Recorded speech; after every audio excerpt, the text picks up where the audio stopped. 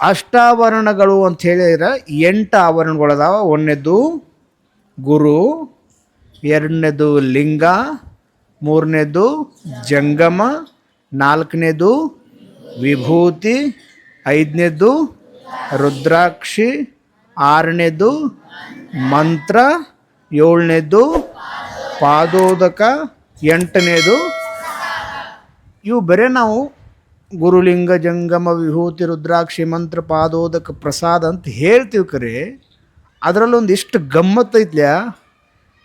ಎದಕ್ಕೆ ಇವು 8 ಏನು ಮಾಡ್ತಾವೆ ಈ ಕೆಲಸ? ಸಂಕ್ಷಿಪ್ತವಾಗಿ ಅದರದ ಅರ್ಥ ಹೇಳ್ಬೇಕಂದ್ರೆ,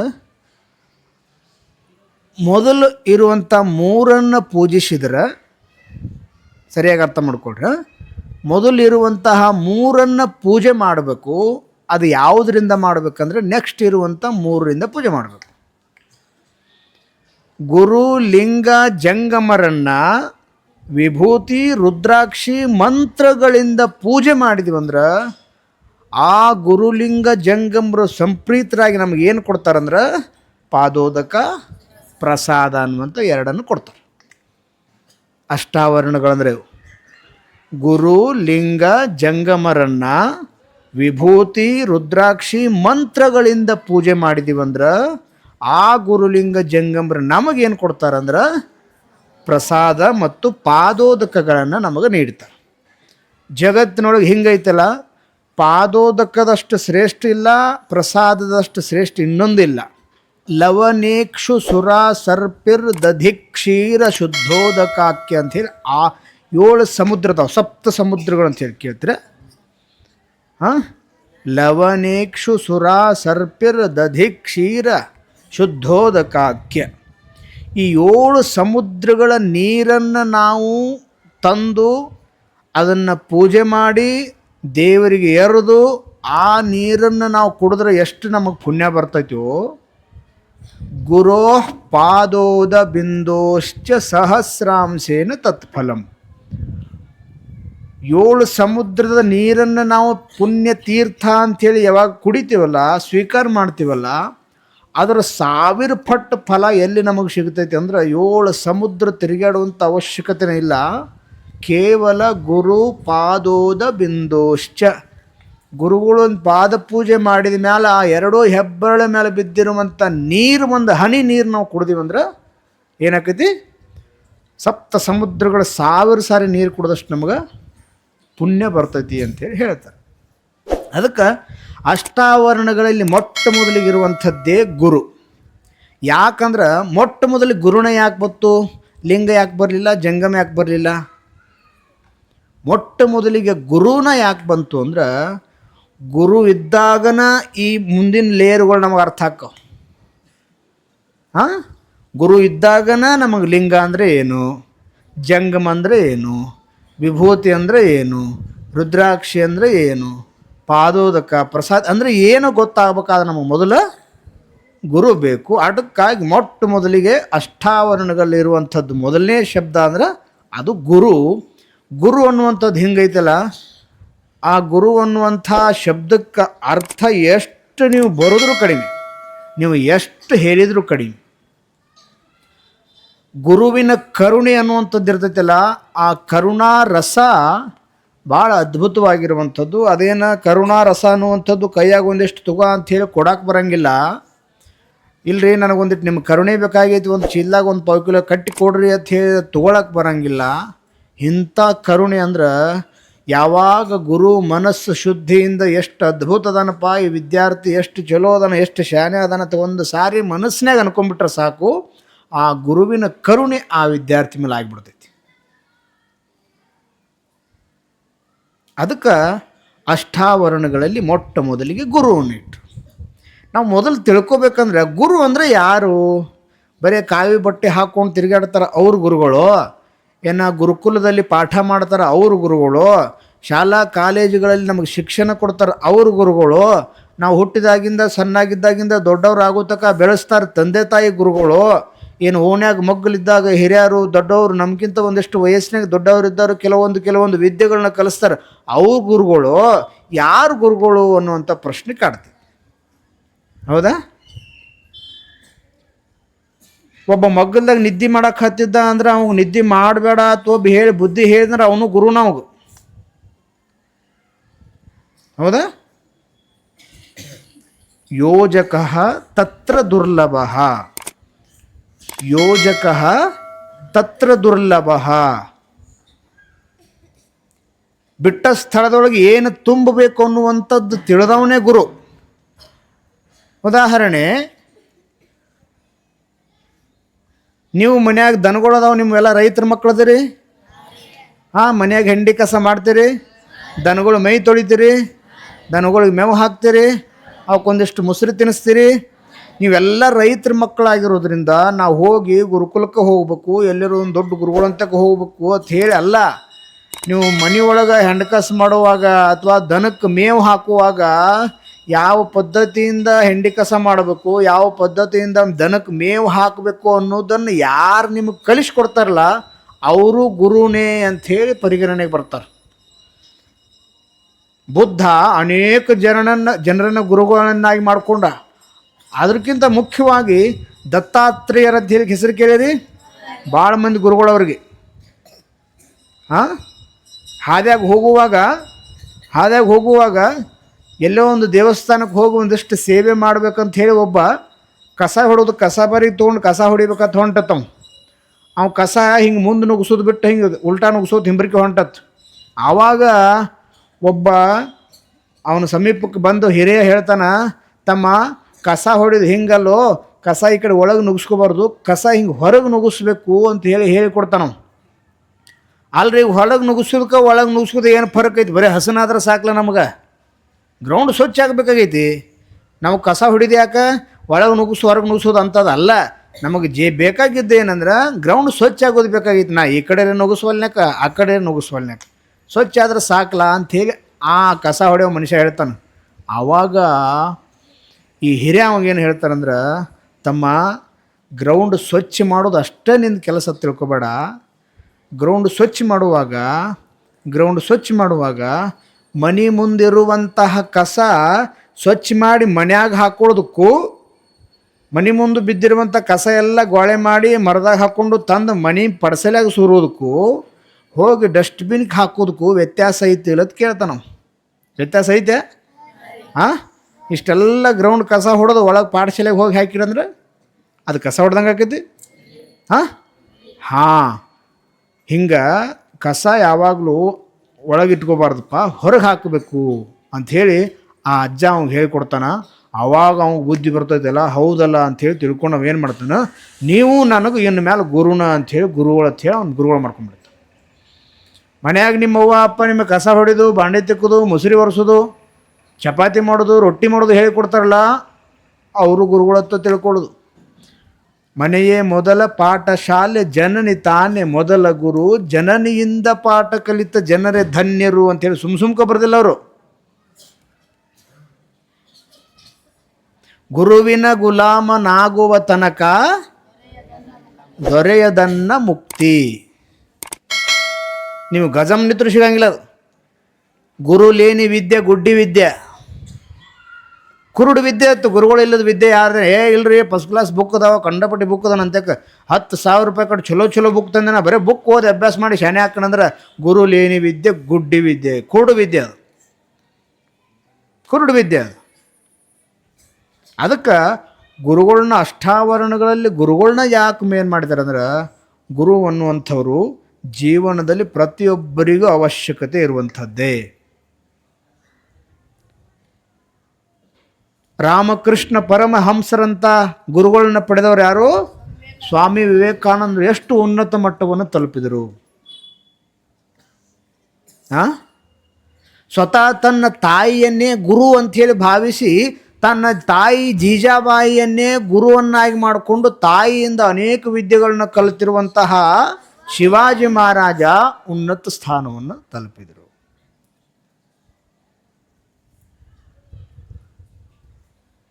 ಅನೇಕ ಜನರು ನಮಗೆ ಉದಾಹರಣೆ ಸಿಗ್ತಾರೆ. ನಿಮಗೆ ಸಾಧ್ಯ, ನಿಮಗೆ ವಿಚಾರ ಮಾಡಿದರೆ ಸಾಕು, ಹೆಜ್ಜೆಗೂ ಸಿಗ್ತಾರೆ ಗುರುಗಳು ಎಷ್ಟು ವಿದೇಶವಾಗಿರುವಂಥ. ಉದಾಹರಣೆ, ನಿಮಗೆ ಎಲ್ಲರಿಗೂ ಸಿಕ್ಕಿರುವಂಥ ಗುರುಗಳು ಅಂತಾರದಾರ ಗೊತ್ತಾ? ಅವರಂಥ ಗುರುಗಳನ್ನ ಪಡೆದಿರುವಂಥವ್ರು ನಾವೆಲ್ಲರೂ ಧನ್ಯ ಅನ್ನುವಂಥ ಭಾವ ಇರ್ಬೇಕು ನಮಗೆ. ಯಾಕಂದ್ರೆ ಅವರು ಸಣ್ಣಾಗಿರುವಂತಹ ಸಂದರ್ಭದೊಳಗೆ ಅವರು ವಿದ್ಯಾಭ್ಯಾಸ ಮಾಡುವಂಥ ಸಂದರ್ಭದೊಳಗಿನ ಒಂದಿಷ್ಟು ವಿಚಾರಗಳನ್ನ ಕೇಳಿದರೆ ನಿಮಗೆ ತಲೆ ಬಹು ಅಂತೈತಿ. 3 ಹೊತ್ತು ಊಟ, ಮೈ ತುಂಬ ಬಟ್ಟಿ, ಇರಾಕೆಲ್ಲ ಫ್ಯಾನ್ ಗೀನು ವ್ಯವಸ್ಥೆ, ಲೈಟ್ ವ್ಯವಸ್ಥೆ ಎಲ್ಲ ಇದ್ದರೂ ನಮಗೀಗ ಒಂದು ಅರ್ಧ ಗಂಟೆ ಕೂತು ಅಭ್ಯಾಸ ಮಾಡೋಕ್ಕಾಗುವಂಥದ್ದು ಆಗೋತ್ತಿಗೆ. ಮನ್ಯಾಗ ಅವ್ವ ಅಪ್ಪ ಫೀಕ್ ರೊಕ್ಕ ಕೊಡ್ತಾರ, ಚೈನಿಕ್ ರೊಕ್ಕ ಕೊಡಕತ್ತಾರ. ಏನು ಬೇಕು ವಿದ್ಯಾಭ್ಯಾಸ ಮಾಡೋಕ್ಕೆ ಯಾವುದೂ ಕೊರತೆ ಇಲ್ಲ ಅಂದರೂ ನಮಗೆ ವಿದ್ಯಾಭ್ಯಾಸ ಈಗ ಮಾಡೋಕ್ಕಾಗೋತ್ತಲ್ಲ. ಶ್ರೀಶೈಲ ಜಗದ್ಗುರುಗಳು ಪಂಚಪೀಠಗಳಲ್ಲಿ ಒಬ್ಬರಾಗಿರುವಂಥವರು, ಸಂಸ್ಕೃತದಲ್ಲಿ ಪಾಂಡಿತ್ಯವನ್ನು ಹೊಂದಿರುವಂಥವರು, ಸಂಸ್ಕೃತ ಭಾಷೆಯಲ್ಲಿ ಪಾಂಡಿತ್ಯ ಹಿಂಗೆ ಬಂದತಿಲ್ಲ ಅವ್ರಿಗೆ. ಬರೀ ಸಾಧಾರಣ ಸಂಸ್ಕೃತ ಪಂಡಿತರಲ್ಲ ಅವರು, ಆ ಸಂಸ್ಕೃತದಲ್ಲಿ ದರ್ಶನ ಚಕ್ರವರ್ತಿ ಅನ್ನುವಂಥ ಬಿರುದು ಪಡೆದವರು. ದರ್ಶನ ಚಕ್ರವರ್ತಿ ಅಂದ್ರೆ ಡಾಕ್ಟ್ರೇಟ್ ಸುಮ್ಮನೆ ಇಲ್ಲದು. ಡಾಕ್ಟ್ರೇಟ್ ಚಕ್ರವರ್ತಿ ಅಂತ ಯಾರಿಗಂತಾರೆ ಗೊತ್ತು ನಿಮಗೆ? ಚಕ್ರವರ್ತಿ ಮತ್ತು ಸಾಮ್ರಾಟ ಅಂತ ಯಾರಿಗಂತಾರೆ? ಹಿಂದಿನ ಕಾಲದಾಗ ಎಲ್ಲ ರಾಜ್ಯಗಳಿಗೆ ಚಕ್ರವರ್ತಿ ಅಂತಿದ್ದಿಲ್ಲ, ಎಲ್ಲ ರಾಜ್ಯಗಳಿಗೆ ಸಾಮ್ರಾಟ ಅಂತಿದ್ದಿಲ್ಲ. ಚಕ್ರವರ್ತಿ ಅಂದ್ರೆ ಅನೇಕ ರಾಜ್ಯಗಳನ್ನು ತನ್ನ ಅಧೀನದಲ್ಲಿ ಇಟ್ಕೊಂಡವ. ಬರೇ ತಂದು ಒಂದೇ ರಾಜ್ಯ ಅಲ್ಲ, ತಂದು ಒಂದೇ ದೇಶ ಅಲ್ಲ, ಅಂಥವು 100 ದೇಶಗಳನ್ನು, 100 ರಾಜ್ಯಗಳನ್ನು ತನ್ನ ಅಧೀನದಲ್ಲಿ ಇಟ್ಕೊಂಡು ಆ ಎಲ್ಲ ದೇಶಗಳನ್ನ ಇವನ ಆದೇಶ ಪ್ರಕಾರ ನಡೀತಿರ್ತಾವಲ್ಲ ಅಂಥವನಿಗೆ ಚಕ್ರವರ್ತಿ ಅಂಥೇಳಿ ಕರೀತಾರೆ, ಸಾಮ್ರಾಟ ಅಂಥೇಳಿ ಕರೀತಾರೆ. ಬರೇ ತಂದು ಒಂದೇ ರಾಜ್ಯ ಇತ್ತು ಅಂದ್ರೆ ಅವಾಗ ಸಾಮ್ರಾಟ ಅನ್ನಂಗಿಲ್ಲ. ವಿಶ್ವವಿದ್ಯಾಲಯ ಯಾಕದಾರ? ಒಂದಕ್ಕೆ ಇದ್ದದಕ್ಕೆ ವಿಶ್ವವಿದ್ಯಾಲಯ ಇದ್ದಾರನ? ಕಾಲೇಜ್ ಬೇರೆ, ವಿಶ್ವವಿದ್ಯಾಲಯ ಬೇರೆ. ಅಂದ್ರೆ ತನ್ನದೇ ಆಗಿರುವಂಥ ಶಾಖೆಗಳನ್ನು ಅನೇಕ ಭಾಗಗಳಲ್ಲಿ ಹೊಂದಿರ್ತೈತೆ ಅದು. ಅದರ ಅಂಡರ್ ಒಳಗೆ ಅನೇಕ ಕಾಲೇಜ್ಗಳು ಕೆಲಸ ಮಾಡ್ತಿರ್ತಾವೆ. ಆ ವಿಶ್ವವಿದ್ಯಾಲಯ ಹೆಂಗೆ ಹೇಳ್ತೈತೆ ಹಂಗೆ ಎಲ್ಲ ಇವ್ರು ಪಾಲನೆ ಮಾಡ್ತಿರ್ತಾರೆ.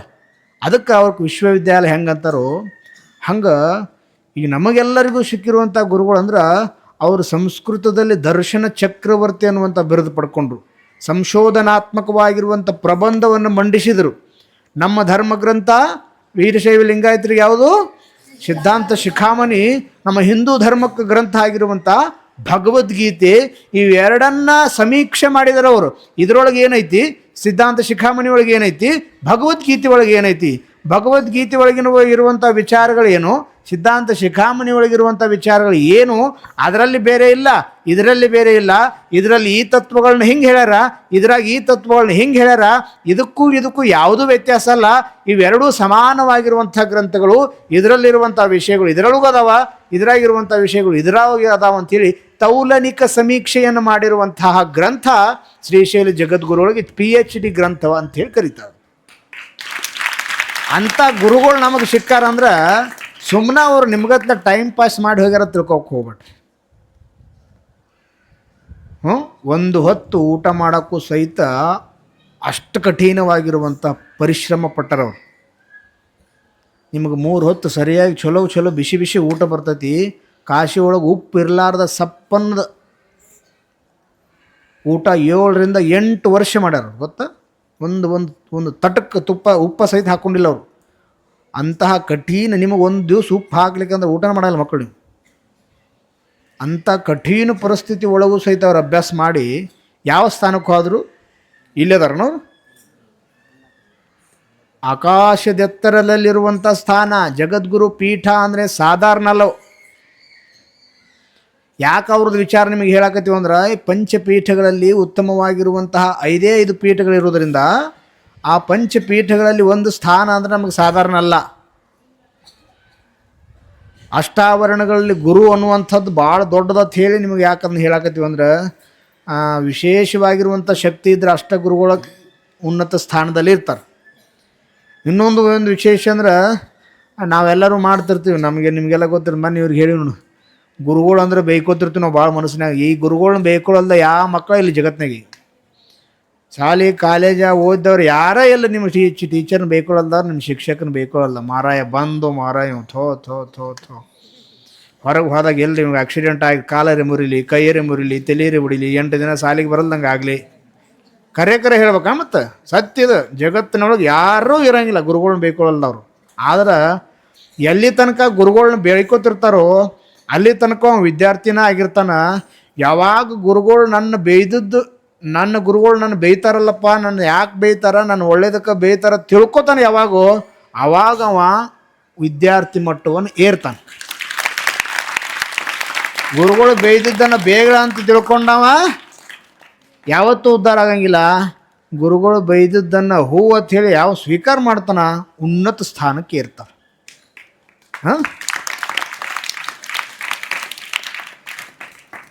ವಿದ್ಯಾರ್ಥಿ ಜೀವನ ಅನ್ನುವಂಥದ್ದು ಈ ಗುರುವಿಗೆ ಭಾಳ ಸಂಬಂಧ ಇರ್ತೈತಿ. ಅಷ್ಟಾವರಣಗಳಲ್ಲಿ ಒಂದನೇದು ಗುರು. ನವಗ್ರಹಗಳಲ್ಲಿ ಮಧ್ಯದಲ್ಲಿರುವಂಥದ್ದು ರವಿ, ಚಂದ್ರ, ಮಂಗಳ, ಬುಧ, ಗುರು, ಶುಕ್ರ, ಶನಿ, ರಾಹು, ಕೇತು, 9 ಗ್ರಹಗಳು. ಆಚೆ ಕಡೆ 4 ಬಿಡ್ರಿ, ಈಚೆ ಕಡೆ 4 ಬಿಡ್ರಿ. ನಡು ಇರುವಂಥದ್ದು ಗುರು. ರವಿ, ಚಂದ್ರ, ಮಂಗಳ, ಬುಧ, ಗುರು, ಶುಕ್ರ, ಶನಿ, ರಾಹು, ಕೇತು. ಇದ್ರ ಇವು 4 ಬಿಡ್ರಿ, ಈಚೆ ಕಡೆ ಇವು 4 ಬಿಡ್ರಿ. ಯಾವ್ದು ಉಳಿತು? ಹಾಂ, ಎಲ್ಲ ಗ್ರಹಗಳೊಳಗೆ ದೊಡ್ಡ ಗ್ರಹ ಯಾವುದು?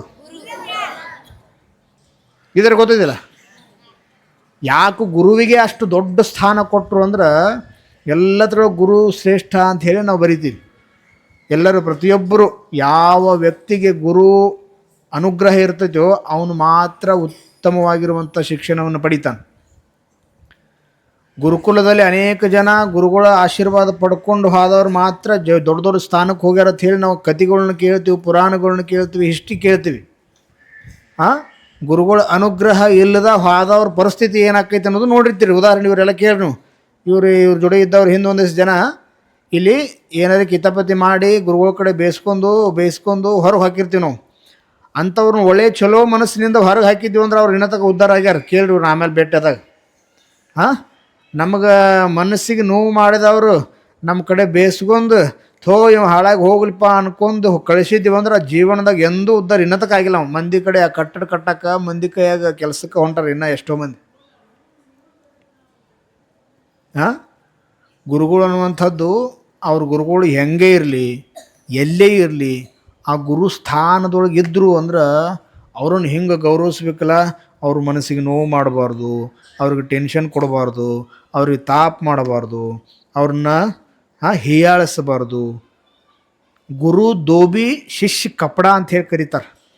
ಗುರು ದೋಬಿ, ಶಿಷ್ಯ ಕಪಡ. ಹಿಂದಿ ಒಳಗೆ ದೋಬಿ ಅಂದರೆ ಯಾರು? ಬಟ್ಟೆ ತೊಳೆ ಅಗಸಿಗೆ ದೋಬಿ ಅಂತ ಕರೀತಾರೆ. ಶಿಷ್ಯ ಕಪಡ ಅಂತಾರೆ. ಕಪಡ ಅಂದ್ರೆ ಕಪಡ, ಲಪಡ ಅಲ್ಲ. ಶಿಷ್ಯ ಕಪಡ. ಈಗಿನ ಕಾಲದಾಗ ಕಪಡಗಳು ಆಗೋರು ಲಪಡಗಳು ಆಗತ್ತಾರ ಅಂತೇಳಿ ಹಾಳಾಗತ್ತಾರ.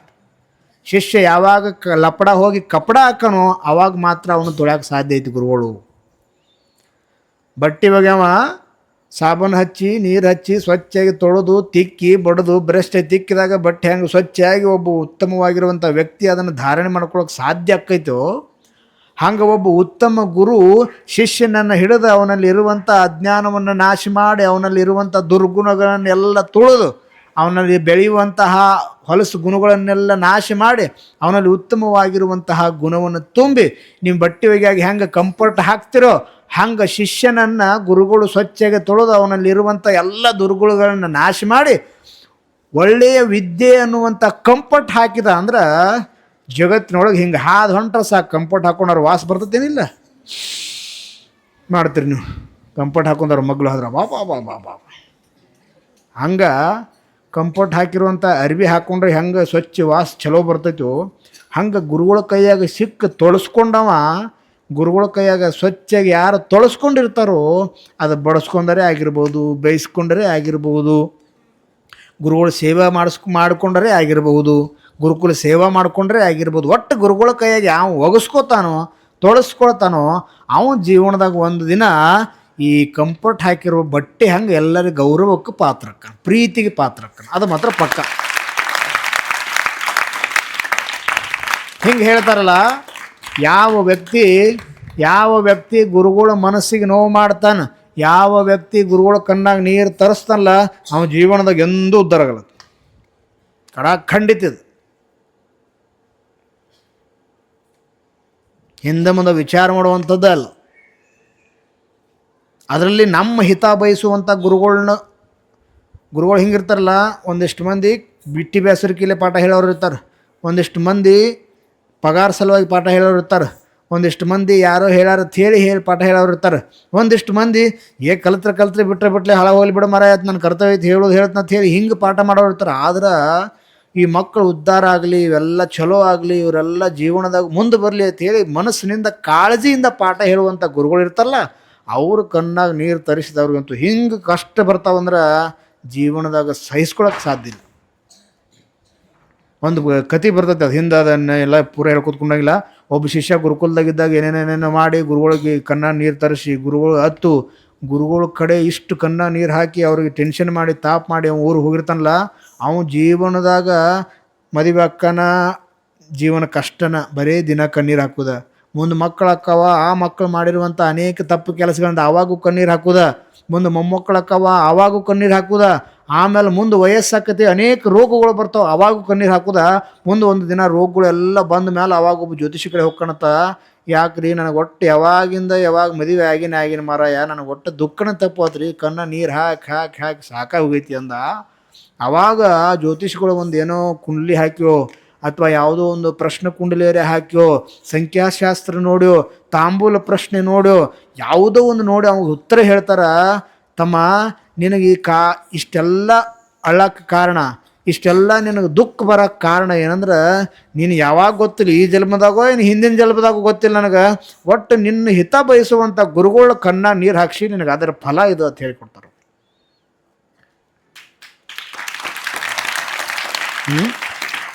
ಅದಕ್ಕೆ ತಲೆ ಒಳಗೆ ಹಿಂಗಿರ್ಬೇಕಲ್ಲ ವಿದ್ಯಾರ್ಥಿಗಳಾದವ್ರಿಗೆ, ಕಲಿಬೇಕು ಅದೊಂದೇ ತಲೆಯಾಗಿರ್ಬೇಕು.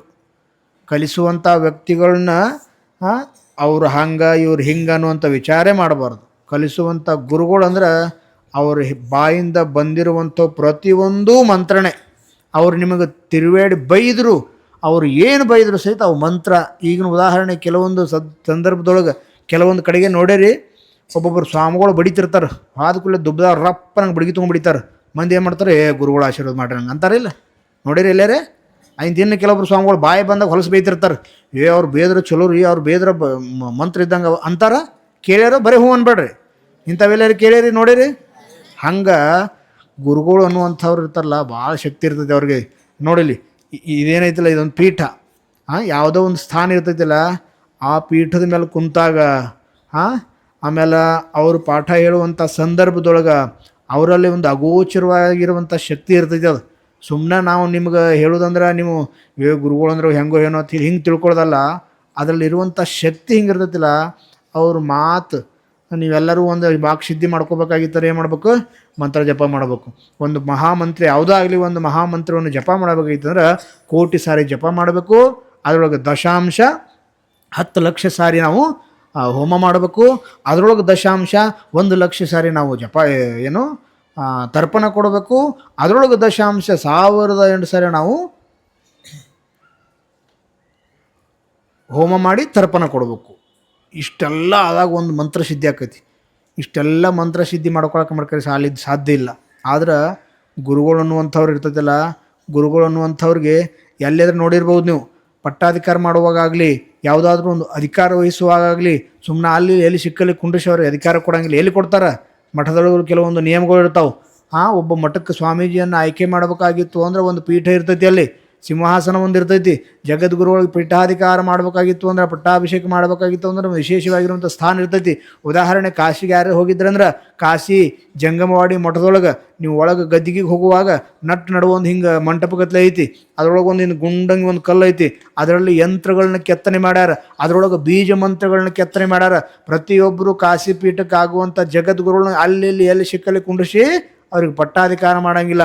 ಆ ಜಗದ್ಗುರು ಪೀಠದ ಎದುರಿಗೆ ಇರುವಂತಹ ಆ ಗುಂಡು ಕಲ್ಲಿನಲ್ಲಿ ಕೆತ್ತಿರುವಂಥ ಬೀಜಾಕ್ಷರಗಳನ್ನ ಹೊಂದಿರುವಂಥ ಆ ಪೀಠದ ಮೇಲೆ ಅವ್ರನ್ನ ಕುಂಡ್ರಿಸಿ ಪಟ್ಟಾಭಿಷೇಕ ಮಾಡ್ತಾರೆ. ಅವ್ರಿಗೆ ಆ ಶಕ್ತಿ ಬರುತ್ತೆ 100ಕ್ಕೆ 100. ಉದಾಹರಣೆ ಶ್ರೀಶೈಲಾಗೂ ಕೂಡ, ಶ್ರೀಶೈಲಾಗೂ ಜಗದ್ಗುರು ಪೀಠ ಅಂಥೇಳಿ ಶ್ರೀಶೈಲ ಮಲ್ಲಯ್ಯನ ದರ್ಶನ ಮಾಡಿಕೊಂಡು ನೀವು ಜಸ್ಟ್ ಭ್ರಮರಾಂಬಾಗ ಮ್ಯಾಲೆ ಹೋಗುವಾಗ ಎಡಕಿನ ಬಾಜು ಒಂದು ಹತ್ತೈತಿ, ಶ್ರೀಶೈಲ ಸೂರ್ಯ ಸಿಂಹಾಸನ ಮಹಾಪೀಠ ಅಂತೇಳಿ ಬರೆದಿರ್ತಾರೆ. ಆ ಪೀಠದೊಳಗೆ ಹೋಗಿ ಆ ಶ್ರೀಶೈಲ ಜಗದ್ಗುರುಗಳ ಪೀಠದೊಳಗೆ ಆ ಪಂಡಿತಾರಾಧ್ಯರ ಒಂದು ಮೂರ್ತಿ ಐತಿ. ಆ ಮೂರ್ತಿಯಲ್ಲಿ ಇಂಥ ಶಕ್ತಿ ಐತಲ್ಲ, ಅದೇ ಪೀಠಕ್ಕೆ ಸಮಾನವಾಗಿರುವಂಥದ್ದು. ಆ ಗರ್ಭಗುಡಿಯ ಒಳಗೆ ಆ ಶ್ರೀಶೈಲ ಮಲ್ಲಿಕಾರ್ಜುನ ದೇವಸ್ಥಾನದಲ್ಲಿರುವಂತಹ ಈ ಸೂರ್ಯ ಸಿಂಹಾಸನ ಪೀಠದೊಳಗೆ ಆ ಪಂಡಿತಾರಾಧ್ಯರ ಮೂರ್ತಿಯ ಎದುರುಗಡೆ ಕುಂತು ಅವರಿಗೆ ಪಟ್ಟ ಆಯಿತು ಅಂದ್ರೆ ಅವ್ರಿಗೆ ಆ ಪಂಡಿತಾರಾಧ್ಯರ ಪೀಠದ ಶಕ್ತಿ ಅವರಲ್ಲಿ ಆವಾಹನೆ ಆಗಿಬಿಡುತ್ತೆ. ಆವಾಗ ಆ ಪೀಠದ ಮೇಲೆ ಕುಂತಿರುವಂಥ ಆ ಒಬ್ಬ ಸ್ವಾಮೀಜಿಯವರು ಜಗದ್ಗುರುಗಳು ಮಾತು ಆಡಿರುವಲ್ಲ ಸತ್ಯ ಆಗ್ತವ, ಮನಸ್ಸಿನಲ್ಲಿ ವಿಚಾರ ಮಾಡಿರುವಂಥವು ಕೂಡ ಕೆಲವುಗಳು ಎಲ್ಲ ಕೆಲಸ ನಡೀತಾವೆ. ಹಂಗೆ ಗುರು ಅನ್ನುವಂಥವ್ರನ್ನ ಯಾವತ್ತೂ ಬೇಜಾರು ಮಾಡೋಕ್ಕೆ ಹೋಗಬೇಡ್ರಿ, ಗುರುಗಳನ್ನ ಬೇಯ್ಕೊಳಕ್ಕೆ ಹೋಗಬೇಡ್ರಿ. ನಮ್ಮನ್ನ ಅವರು ಅಂಥವ್ರಂಥವು ಸಾದಾ ಬೇಕು ನಡೀತಿದ್ರೆ ನಿಮ್ಮ ಹಿತ ಬಯಸುವಂಥವ್ರನ್ನ ಬೈಕೋಬೇಡ್ರಿ. ನಾವಂತೂ ನಿಮ್ಮ ಹಿತ ಬಯಸಂಗಿಲ್ಲ ಮರ ಆಗೋದೈತೆ ನಮಗೆ. ಬಯಸನು ಬೇಡ, ಬಯಸ್ರಿ ಬಿಡ್ರಿ ನಮಗೆ ಒಟ್ಟು 15 ದಿವಸ 20ನೇ ತಾರೀಕು ಬಿಡ್ರಿ ಮರ ಸಾಕು ನಮ್ಮ ಅಲ್ಲ. ಹಿತಾರೆ ಬಯಸ್ರಿ, ಗೀತಾರೆ ಬಯಸ್ರಿ, 20 ತಾರೀಕು ನಮ್ಗೆ ಬಿಟ್ಟ ಸಾಕು ಅಂತೀರ. ಗುರುವಿನ ಕರುಣೆ ಪಡಿಬೇಕಾಗಿತ್ತರ ಅವ್ರ ಸೇವೆ ಮಾಡ್ಬೇಕು. ನಿನ್ನೆ ಒಬ್ಬ ನಮಗೆ ತೆಲಿಗೆ ಎಣ್ಣೆ ಹಚ್ಚಕ್ಕೆ ಬಂದಿದ್ದ, ಡಪ್ಪಳಾಪುರ ಇಲ್ಲದಾನ. ಅವ ತೆಲಿಗೆ ಎಣ್ಣೆ ಹಚ್ಚಕ್ಕೆ ಕರೆದಿದ್ದೀವಿ, ಯಾಕೆ ತಲೆ ನುಸಾಕತ್ತಿತ್ತು. ಇವತ್ತಲ್ಲ ತೆಲಿಗೆ ಎಣ್ಣೆ ಹಾಕಿದ, ತಲೆ ಟಪ್ ಟಪ್ ಟಪ್ ಟಪ್ ಪಡ್ತ ಹಾಕಿ ತೆಗದ. ಇಂಥ ನಾವು ನೋಡಿದ್ವಿ ಇಲ್ಲಿ ಬಿಡು ಏನೋ ಹಂಗೆ ಸ್ಟೈಲ್ ಇರ್ಬೇಕು ಇದತ್ತು ಹೇಳಿ ನಾವು ಅಂದ್ಕೊಂಡ್ವಿ. ಆಮೇಲೆ ಮತ್ತೆ ಇನ್ನು ಬೆನ್ನಿಗೆ ಎಣ್ಣೆ ಹಚ್ತಾನೆ ಅಂತೇಳಿ ಏನು ಬೆನ್ನಿಗೆ ಎಣ್ಣೆ ಹಚ್ಚಾಗತ್ತ, ಘಮ ಗುಮ್ಮಕಾಯ್ತ. ಆಯ್ತು ಕಾಲಿಗೆ ಹಚ್ತಾನಂತ ಕಾಲು ಹಿಡಿದು ಹಿಂಗೆ ಹೆಚ್ಚಿಗೆ ತೆಗಿ, ಒಳಗೆ ನರ ಮುರಿಬೇಕು ಹರಿಬೇಕು. ಯಾಕೋ ಡಪ್ಪಳಪುರ ಶೇಡ ಎಲ್ಲ ತೀರ್ಸ್ಕೊಂಡೇನೋ ಅಂದೀವಿ ನಾವು. ಇಲ್ಲದೆ ಅವ್ರಜಿ ಹಂಗೇನು ಅನ್ಕೋಬೇಡ್ರಿ ಅಂತಂದ. ಆದರೆ ಸುಮ್ಮ ಉದಾಹರಣೆ ಹೇಳಿದ್ದೀವಿ. ಹಂಗೆ ಸೇವೆ ಅನ್ನೋದು ನಿಷ್ಕಲ್ಮಶವಾಗಿರುವಂಥ ಮನಸ್ಸಿನಿಂದ ಆಗ್ಬೇಕು. ಅದು ಗುರುಗಳ ಸೇವೆ ಆಗಿರ್ಬೋದು, ಅದು ಗುರುಕುಲ ಸೇವೆ ಆಗಿರ್ಬೋದು, ನೀವು ವಿದ್ಯಾಭ್ಯಾಸ ಮಾಡುವಂಥ ಶಾಲಾ ಕಾಲೇಜುಗಳ ಸೇವೆ ಆಗಿರ್ಬೋದು. ಸ್ಥಾನ ಸೇವೆ ಮಾಡೋದ್ರಿಂದ ಭಾಳ ಶಕ್ತಿ ಬರ್ತೈತಿ. ಈಗ ನಿಮ್ಗೆ ಒಂದೇದು ಗುರು ಅನ್ನುವಂಥದ್ದು ನಡೆದತ್ತಿಲ್ಲ, ಅದರೊಳಗೆ ಗುರು ಮತ್ತು ಗುರುಕುಲ ಸೇವೆ ಮಾಡೋದ್ರಿಂದ ಏನು ಫಲ ಬರ್ತೈತಿ ಒಂದು ಸಂಸ್ಕೃತ ಸಣ್ಣದೊಂದು ಕಥೆ ಐತಿ. ಅದನ್ನು ಹೇಳಿಬಿಡ್ತೀವಿ, ಒಂದು 8 ಲಕ್ಷ ಕೊಟ್ಟು ಕೇಳ್ರಿ. ಒಂದು ಊರು, ಒಂದು ದೊಡ್ಡ ರಾಜ್ಯ. ಆ ರಾಜ್ಯದೊಳಗೆ ರಾಜ ಹಿಂಗಿದ್ದಲ್ಲ, ರಾಜ ರಾಣಿ ಅದ್ಭುತವಾಗಿರುವಂತಹ ಪ್ರಜೆಗಳ ಮೇಲೆ ಕಾಳಜಿ ಹೊಂದಿರುವಂಥವ್ರು ಯಾವ ಪ್ರಜೆಗೂ ಏನೂ ಕೊರತೆ ಆಗಲಾರ್ದಂಗೆ ಇಷ್ಟು ನೋಡ್ಕೋತಿದ್ರು ಅವರು. ಈ ಸಾಮಾನ್ಯ ಪ್ರಜೆಗಳಿಗೆ ಏನಾದರೂ ಒಂದು ಕಷ್ಟ ಬಂದರೆ ತಮ್ಮ ರಾಜ ಮನೆತನದಿಂದ ಹೋಗಿ ಅವರನ್ನು ಸಲಹುವಂತಹ ಒಂದು ಗುಣ ಹೊಂದಿರುವಂಥ ಇಬ್ಬರು ರಾಜ ದಂಪತಿಗಳು. ಅವರಿಗೆ ಒಬ್ಬ ಕುಮಾರ, ಒಬ್ಬ ಮಗ. ಅವ ವಯಸ್ಸಿಗೆ ಬಂದು ಒಂದಿಷ್ಟು ಗುರುಕುಲಕ್ಕೆ ಹೋಗಿ ಅಧ್ಯಯನ ಮಾಡುವಂಥ ಸಮಯಕ್ಕೆ ಅವ ಏನು ಬಂದಲ್ಲ, ಆವಾಗ ರಾಜ ರಾಣಿ ಏನು ಮಾಡ್ತಾರಂದ್ರೆ ಇಬ್ಬರು ಕೂಡಿ, ನಮ್ಮ ಮಗ ವಯಸ್ಸಿಗೆ ಬಂದಾನ, ಭಾಳ ಚಲೋ ಅಭ್ಯಾಸ ಮಾಡಬೇಕು, ಅವನಿಗೆಲ್ಲ ಶಾಸ್ತ್ರಗಳ ಪಾಂಡಿತ್ಯ ಇರಬೇಕು, ಎಲ್ಲ ರೀತಿಯಲ್ಲಿ ಕೂಡ ಅವನು ಯಾವುದರಲ್ಲಿ ಹಿಂದೆ ಬೀಳಬಾರ್ದು, ಅವನು ಚಲೋ ಕಲಿಬೇಕಂತ ತಿಳ್ಕೊಂಡು ಒಂದು ಭಾಳ ಅದ್ಭುತವಾಗಿರುವಂತಹ ಒಬ್ಬ ಗುರುಗಳತ್ತೆ ಕೊಯ್ದು ಗುರುಕುಲದಲ್ಲಿ ಅವನನ್ನು ಅಭ್ಯಾಸ ಮಾಡ್ಲಿಕ್ಕೆ ಬಿಡ್ತಾರೆ. ಅವಾಗಿನ ಕಾಲಕ್ಕೆ ಅಭ್ಯಾಸ ಹಿಂಗಿರ್ತೈತಲ್ಲ, ಮನೆ ಹೇಳ್ಯಾರಲ್ಲ ಗುರುಗಳು, ಒಬ್ಬ ಗುರುವಿನ ಸೇವೆ ಹೆಂಗೆ ಮಾಡ್ಬೇಕಂದ್ರೆ 6 ತಿಂಗಳಾಗಬೇಕು. ಷಣ್ಮಾಸಾನ್ ಸಂವತ್ಸರೋ ವಾಪಿ ಯಾವಜ್ಜೀವಂಚ ಅಂತ ಹೇಳ್ತಾರೆ. ಒಬ್ಬ ಗುರುಗಳು ಆಗಿನ ಕಾಲದಾಗ ಹಿಂಗಿದ್ದಿದ್ದಿಲ್ಲ ಪಾಠಶಾಲೆ ಗುರುಕುಲ ಅಂದ್ರೆ ಹಿಂಗಿತ್ತಲ್ಲ. ಆವಾಗಿನ ಕಾಲದಾಗ ಕಾಡಿನೊಳಗೆ ಗುರುಕುಲ ಇರ್ತಿದ್ದು, ಅಲ್ಲಿ ಗುರುಗಳು ಇರ್ತಿದ್ರು. ಹೋಗಿ ಗುರುಗಳೇ ನನಗೆ ಪಾಠ ಮಾಡಿರಿ, ನನ್ನನ್ನು ವಿದ್ಯಾವಂತನನ್ನಾಗಿ ಮಾಡಿರಿ ಅಂಥೇಳಿ ಅವ್ರಿಗೆ ಕೇಳ್ಕೋಬೇಕಾಗಿತ್ತು. ಆವಾಗ ಅವರು ಕೇಳ್ಕೊಂಡು ಕೂಡಲೇ ಬಾಯ್ ಅಂತ ಹೇಳಿ ನಾವು ಅವತ್ತೇ ಅಡ್ಮಿಷನ್ ಮಾಡ್ಕೋತಿದ್ದಿಲ್ಲ, ಪರೀಕ್ಷೆ ಮಾಡ್ತಿದ್ರು. ನೀವು ಮಾಡ್ತೀರೇನಿಲ್ಲ?